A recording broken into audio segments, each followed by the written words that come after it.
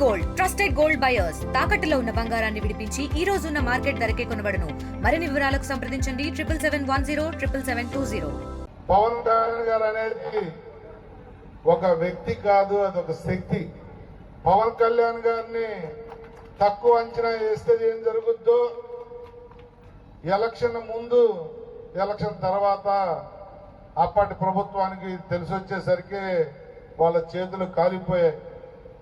పవన్ కళ్యాణ్ గారిని వ్యక్తిగత దోషణలు చేస్తూ ఆయన తగ్గించి మాట్లాడినప్పుడల్లా ఆయన బలపడుతూ బలపడుతూ బలపడుతూ పెరిగాడు. పెరగటమే కాదు, ప్రభుత్వ వ్యతిరేక ఓటు చేరనివ్వను, చంద్రబాబు నాయుడు గారు, నేను, నరేంద్ర మోడీ గారు 3 పార్టీలు కలిసి పోటీ చేస్తా, అధికారంలోకి వస్తా, నీ సంగతి చూస్తామని చెప్పి ఆ రోజు చెప్పాడు. ఈ రోజు చేసి చూపించాడు.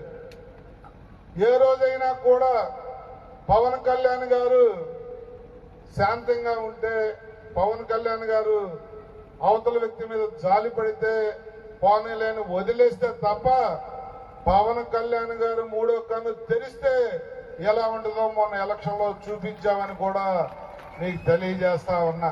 మరి ఏదో గెలిచామని చెప్పి ప్రజల్ని గాలికి వదిలేయకుండా ఏదైతే 24 ఎలక్షన్ లో మనం వాగ్దానం చేశామో అవన్నీ నెరవేరుస్తూ మరి 1 సంవత్సర కాలంలోనే మీరు గమనించండి, సంక్షేమ కార్యక్రమాలే కాదు అభివృద్ధి కార్యక్రమాల్లో ఏది చెప్పామో అది అంతకన్నా వేగంగా కార్యక్రమాలు చేస్తా ఉన్నాం. రోడ్లు గాని ఉప ముఖ్యమంత్రి పవన్ కళ్యాణ్ గారి నేతృత్వంలో ఉన్న ఎన్ఆర్జీఎస్ రోడ్లు ఈ రాష్ట్రంలో 4,500 కోట్ల రూపాయల రోడ్లు వేసుకోవటం గాని, మన జిల్లాలో గాని దేశవ్యాప్తంగా జరుగుతున్న హైవే రోడ్లు గాని, రాజధాని నిర్మాణం గాని, పోలవరం పరుగులు గాని, ఐటీ కంపెనీలు రావటం గాని, ఎయిర్పోర్ట్లు గాని, పోర్ట్లు గాని, ఇలా ఏ దిక్కును చూసినా, ఏ జిల్లాలో చూసినా, ఏ మారుమూల చూసినా అభివృద్ధి పరుగులు పెడుతోందన్న విషయంలో మనకేమాత్రం అనుమానం లేదు. అందరూ హిట్ అయితే పెరుగుతారు, ఫ్లాప్ అయితే ఆయన పెరుగుతారు. 2019 నుంచి 24 వరకు నా ముందు కూడా ప్రతి ఒక్కరు టీవీలోకి వచ్చి మీ అధ్యక్షుడే గెలలేదు, మీ అధ్యక్షుడే గెలలేదు. అరే మా అధ్యక్షుడు గెలిస్తే వేరే విధంగా ఉంటుంది. మా అధ్యక్షుడు గెలిస్తే చంద్రబాబు నాయుడు గారు ముఖ్యమంత్రి అయ్యారు, మోడీ గారు ప్రధానమంత్రి అయ్యారు. మా అధ్యక్షుడు గెలిస్తే అలాగ ఉంటుంది.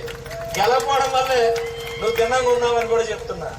ఎందుకంటే గెలలేదు ఆ రోజు కాబట్టి ఈ రోజు ఎంత గట్టిగా ఇద్దరిని గెలిపించాం, ఒక దేశాన్ని కూడా మనం నిలబెడుతున్నాం. దయచేసి అర్థం చేసుకోండి, మీరు దయచేసి అర్థం చేసుకోండి. ఇక్కడ చాలా చాలా లాజిక్ ఎవడు ఎన్ని మాట్లాడుకున్నా అనవసరం. కానీ ఈ రోజు ఆంధ్రప్రదేశ్ రాష్ట్రం ముందుకెళ్తుందంటే కారణం పవన్ కళ్యాణ్ గారు మాత్రమే. గుర్తుపెట్టుకోండి, అందులో డౌట్ ఏం లేదు.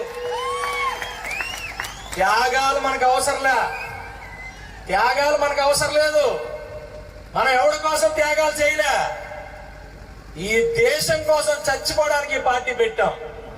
జనసేన పార్టీ రాసుకోండి. దోచుకోవడానికి మీరు పార్టీ పెడితే దేశాన్ని గెలిపించడం కోసం మేము పార్టీ పెట్టాం. చాలా మంది కులాలు మతాలు, అరే సనాతన ధర్మం అంటే ఏంటో మీకు తెలీదు. సనాతన ధర్మం అంటే కేవలం ఒక హిందూ కాదమ్మా. సనాతన ధర్మం ఉన్నది కాబట్టే ఈ దేశంలో అన్ని కులాలు, అన్ని మతాలు, అన్ని వర్గాలు, అన్ని భాషలు ఉన్నాయంటే కేవలం సనాతన ధర్మం ఉంది కాబట్టి. ఆ సనాతన ధర్మం మీకు అర్థం కాదు, కానీ మీకు రాజ్యాంగమే అర్థం కాల. నీకు మీ జగన్కి రాజ్యాంగం అర్థం కాల, నీకు సనాతన ధర్మం ఎక్కడ అర్థం అవుద్ది? తెలుగులో ఫాస్టెస్ట్ న్యూస్ ఇప్పుడు కొత్త అవతారంలో 5 సెకండ్లోనే పూర్తి వార్తా సమాచారం మీ చేతిలో.